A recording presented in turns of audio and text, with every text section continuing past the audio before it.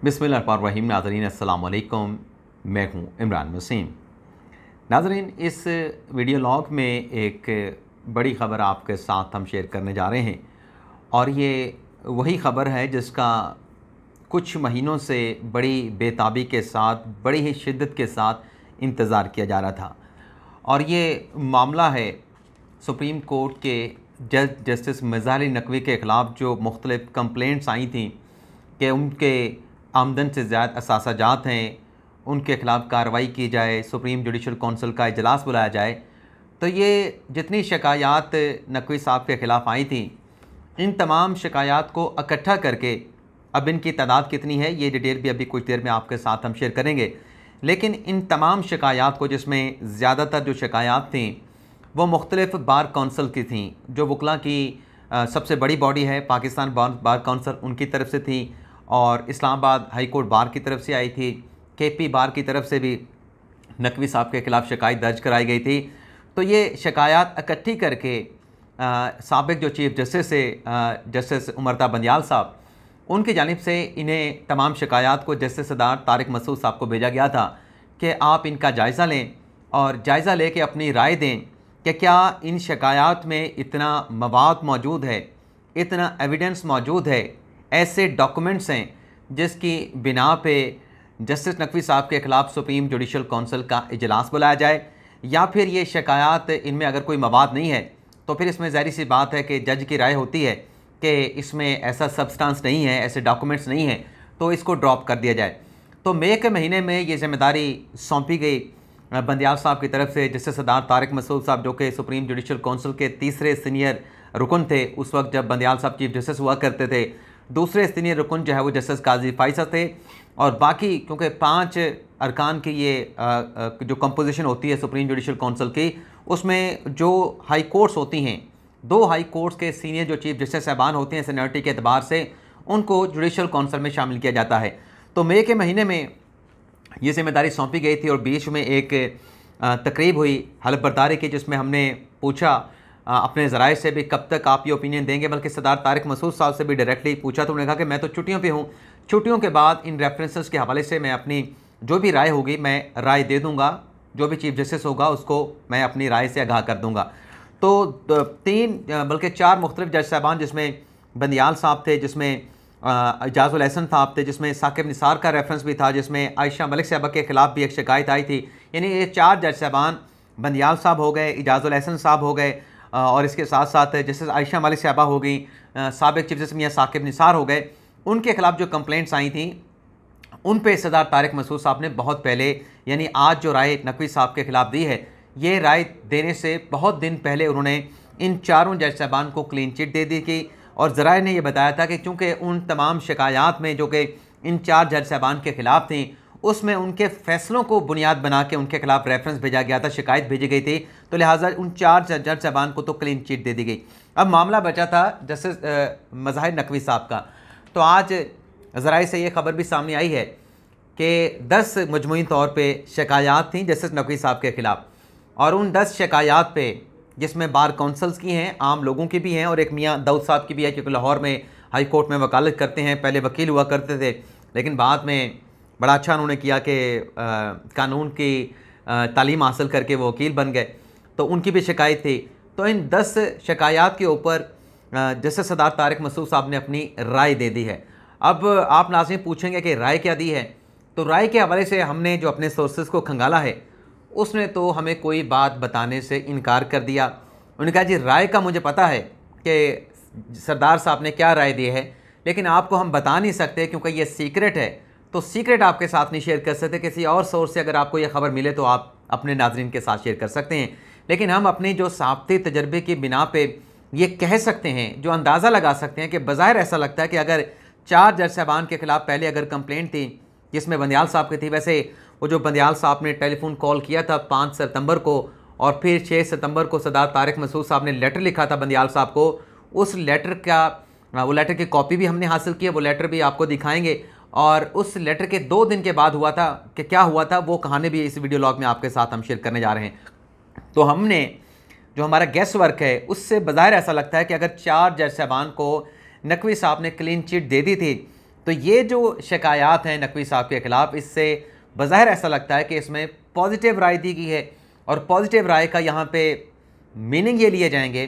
कि इन रेफरेंसेस में जवाज़ मौजूद है, इन रेफरेंसेस में सब्सटेंस मौजूद है, मवाद मौजूद है, ऐसे डॉक्यूमेंट साथ में अटैच किए गए हैं कि इस पर सुप्रीम जुडिशल काउंसिल का इजलास जो है वो बुलाया जाना चाहिए। ये हमारा एक अंदाज़ा है बज़ाहिर, जो हम पिछले चंद दिनों से जो डेवलपमेंट्स हुई हैं उसकी रोशनी में अंदाज़ा लगा रहे हैं। लेकिन आज चूँकि ये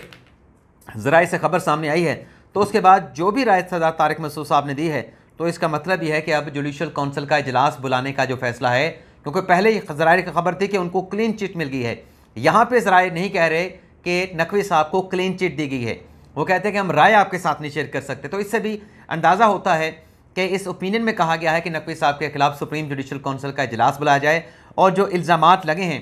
इन इल्ज़ामात पे कार्रवाई आगे बढ़ाई जाए, इन इल्ज़ामात पे उनसे जवाब मांगा जाए, उनको जो है वो फेयर ट्रायल का मौका दिया जाए। तो ये लग रहा है कि इस रेफरेंसेस में ये कार्रवाई हुई है। इसके अलावा नाज़रीन, जो अगली खबर आपके साथ जो लेटर का मैंने अभी थोड़ी देर पहले जिक्र किया कि वो जो 5 सितंबर को, जैसे कि कल क़य्यूम सिद्दीकी साहब का क्रेडिट है, उन्होंने ये खबर दी कि एक टेलीफोन कॉल आती है सरदार तारिक मसूद साहब को रात में लेट नाइट, और वो बंदियाल साहब करते हैं, और उसमें क़य्यूम सिद्दीकी साहब ये बताते हैं कि उस कॉल में बंदियाल साहब एक पेशकश करते हैं सरदार तारिक मसूद साहब को कि आपके ख़िलाफ़ एक कंप्लेंट आई है, इस कंप्लेंट का क्या करना है। तो सरदार तारिक मसूद साहब उस पर हैरानगी का इजहार करते हैं कि आपने मुझे इस मामले पे क्यों कॉल की। अगले दिन वो एक लेटर लिखते हैं चीफ जस्टिस बंदियाल साहब को। अब वो लेटर क्या कहता है, ये लेटर आपको मैं दिखा देता हूँ नाज़रीन। ये वो 1 सफ़े का लेटर है, 1 सफ़े का लेटर है, और ये इसमें बंदियाल साहब को मतलब मुखातिब किया गया, honourable chief justice of Pakistan Islamabad, dear sir, और नीचे सरदार तारिक मसूद साहब के दस्तखत मौजूद हैं, your very sincerely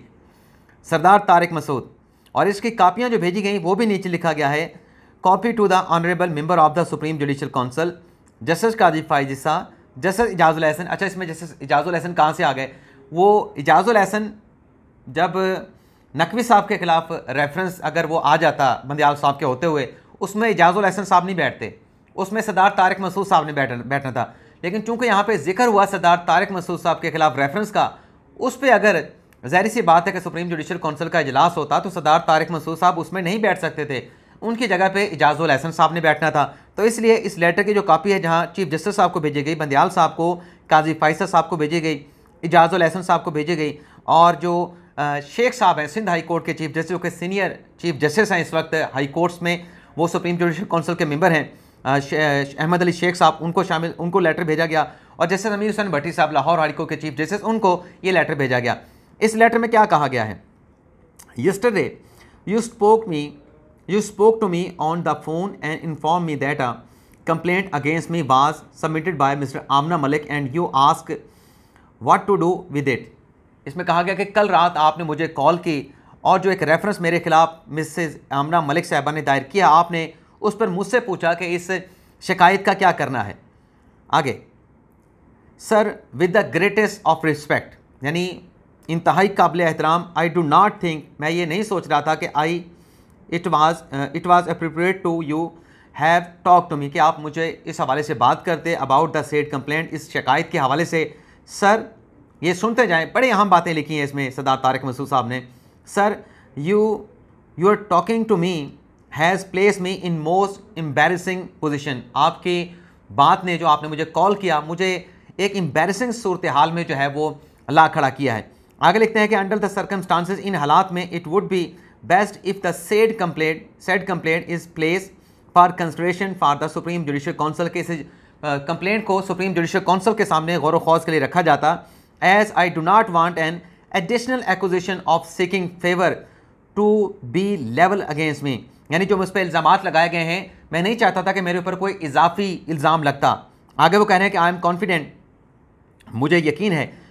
confident and that council will attend to it in accordance with the constitution, के काउंसिल इस मामले को आइन के मुताबिक देखेगी, एंड लॉ, और कानून के मुताबिक। And if the complaint is found to be false, अगर मेरे खिलाफ कंप्लेंट झूठी साबित होती है, and intended to malign me, और उससे ये मकसद सामने आता है कि मुझे मलाइन करना मकसद था, then supreme judicial council will act in pursuant to clause 14 of the supreme judicial council procedure of inquiry act 2005, यानी उस पर सुप्रीम जुडिशल काउंसिल एक झूठी कंप्लेंट किसी जज के खिलाफ दायर करने के ऊपर कार्रवाई का आगाज़ भी कर सकती है अगर ये कंप्लेंट जो है वो गलत साबित होती है। अब यहाँ पे ये 5 अक्टूबर की कॉल है चीफ जस्टिस बंदियाल साहब की। 6 का ये लेटर जो है वो सरदार तारिक मसूद साहब ने लिखा था 6 सितंबर को। अब इसमें नाज़रीन जो अहम बात है, इसमें हाथ से डेट लिखी है सरदार तारिक मसूद साहब ने, आप ये देख लें, हाथ से उन्होंने डेट लिखी है और कापियाँ मुतल्लिका सुप्रीम जुडिशल काउंसिल के जज साहबान को भिजवाई थी। अब इसमें 2 दिन के बाद क्या होता है, यानी यहाँ पे सरदार अपना मसूद साहब को कॉल करते हैं बंदियाल साहब, और 2 दिन के बाद वो जो ऑडियो लीक कमीशन का फैसला है जिसमें वो अपने रिक्यूज़ल के हवाले से फैसला सुनाते हैं बंदियाल साहब, और उसमें गालिबन पैरा 22 है जिसमें हवाला देते हैं कुरान का चीफ जस्टिस बंदियाल साहब अपनी रिक्यूज़ल के हवाले से कि उनकी मुबैना जो एक ऑडियो है उनकी सास की, इस केस को उनको सुनना चाहिए नहीं सुनना चाहिए। उसमें कुरान की एक वर्स का हवाला देते हैं कि कुरान में ये फरमाया गया है कि इंसाफ करो चाहे अपनों के खिलाफ फैसला क्यों ना करना पड़े। तो ये कुरानी आयात का हवाला अपनी जगह पे, और इसके अलावा जज साहबान का हलफ अपनी जगह पे। जज साहबान ने जो कसम उठाते हैं कि आइन को प्रोटेक्ट करेंगे, आइन का तहफ़्फ़ुज़ करेंगे, आइन को प्रिजर्व करेंगे, तो ये बंदियाल साहब क्या कर रहे थे? सबसे अहम सवाल है कि जो सरदार तारिक मसूद साहब को कॉल की कि आप ऐसा करें कि ये मामला नकवी साहब के खिलाफ यहाँ पे ठप कर दें, मैं आपके खिलाफ कंप्लेंट को यहीं पे ख़त्म कर देता हूँ और ये गंद हम इस तरीके से ख़त्म करते हैं। क्या चीफ जस्टिस बंदियाल साहब को ये कहना चाहिए था? सबसे अहम सवाल है, जब आपने हल्फ उठा रखा है कि आप किसी को फेवर नहीं करेंगे, किसी को फ़ायदा नहीं पहुँचाएंगे, अपने करीबी को फ़ायदा नहीं पहुँचाएंगे, और आपकी आइनी ड्यूटी है,